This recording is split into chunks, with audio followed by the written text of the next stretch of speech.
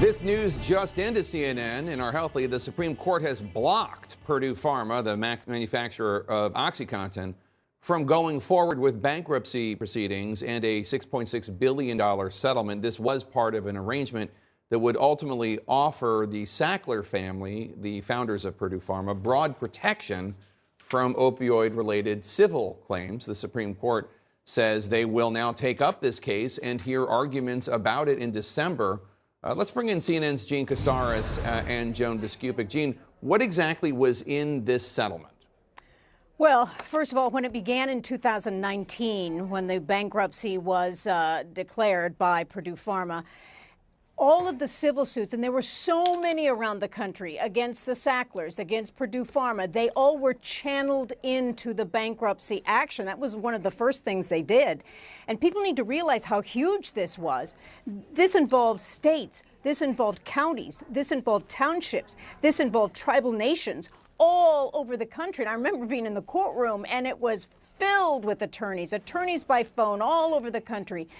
So they started negotiating. They've been negotiating for years on this, since 2019, and they finally determined, and there was a handful of states that were opposed to this, but it was really symbolically at the end. They decided that what would happen is that the Sacklers would pay out approximately $6 billion to individual claimants, to states, to abatement procedures involving crisis medications that could be given to people. And in lieu of that, and their names would be taken off buildings around the country also, that was part of it. But in lieu of that, they would not face civil suits going forward because the monies would be going toward everything that I just described. And here's the impact of this.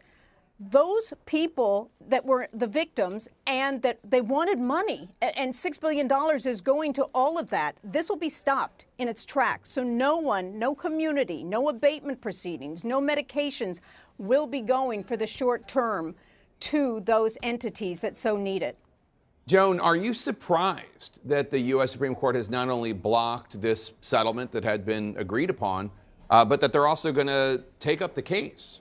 Well, Jake, those are pretty dramatic terms that Gene just outlined, and the Solicitor General of the United States actually used them in her arguments to try to get the Supreme Court to intervene, to say this is a very exceptional agreement, unprecedented.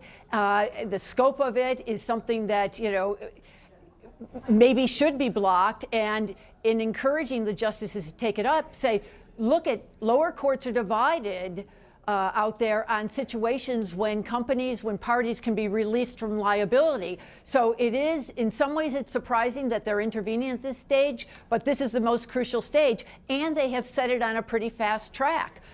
They've ordered a fairly quick briefing schedule, and the case would be heard in early December with a resolution, Jake, probably by the end of June of next year. So, it's, when you think of the opioid addiction crisis in America and the responsibility of Purdue Pharma and the Sackler family, this is a pretty unprecedented settlement. So that's why the Supreme Court has intervened at this point, Jake.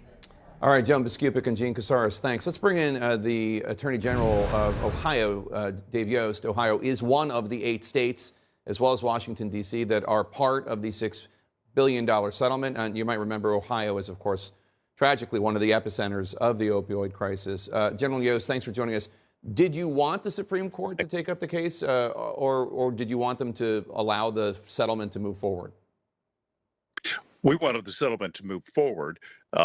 This is money that's not flowing to individual claimant families. It's not coming back, equally important to our communities and to our states to fight back against this avalanche of addiction that was architected by the Sacklers. What is I'm going to ask you a question I haven't asked anybody before. What's the best argument for the people who disagree with you? The best argument being made by, for instance, the Solicitor General, people who want the Supreme Court to review this case, they disagree with the settlement. I realize I'm asking you to state something you don't agree with, but what is their best case?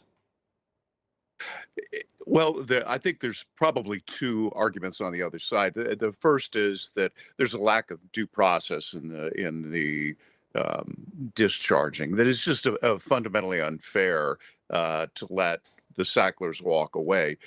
The problem with that is that under the law, we can get to Purdue Pharma. The individual family money that's behind that is much more difficult legally in most of our states. The other issue, which is kind of a policy issue, is what do we do with these mass torts that are so massive? They're existential lawsuits, and to maximize the recovery for the wrongs done, you have to have some kind of means of marshaling all these claims. And this is going to be an interesting argument at the Supreme Court. And your argument is, correct me if I'm wrong, there are people in Ohio and the other states who need help now, who need that money now, organizations that need to help people who are still suffering in this epidemic that continues to take thousands of lives a year. Is that right? That's absolutely correct. And as the Court of Appeals said, bankruptcy is a creature of compromises. It's a messy process of competing interests. We've seen some preliminary data showing that drug overdose deaths have leveled off, but still more than 100,000 Americans losing their lives from overdoses nationally, most of them, I believe, opioids. How is Ohio working to alleviate the crisis?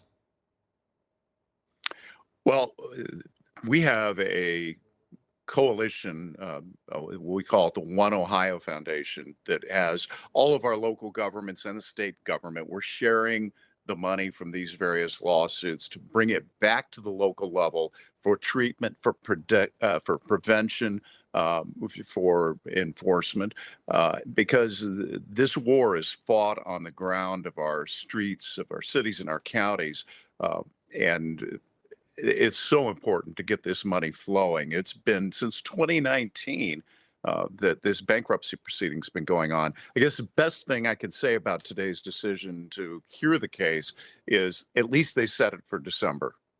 Yeah. Can you imagine if terrorists killed 100,000 Americans a year? But this is us doing it to ourselves. Ohio Attorney General Dave Yost, thank you so much for your time. As always, we appreciate it. Thank you, sir.